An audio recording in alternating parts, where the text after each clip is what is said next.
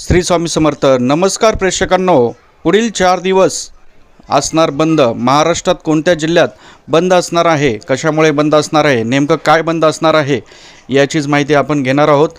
सर्वांसाठी हा व्हिडिओ महत्त्वपूर्ण आहे। अशाच सर्व अपडेट्ससाठी सर्वप्रथम चॅनलला नक्की सबस्क्राईब करा आणि बेल आयकॉन नक्की प्रेस करा। तर बघा, महाराष्ट्रातील अमरावती विधान परिषद निवडणुकीदरम्यान 4 दिवस आता दारूबंदी राहणार असल्याचा आदेश जिल्हा अधिकाऱ्यांनी काढला होता।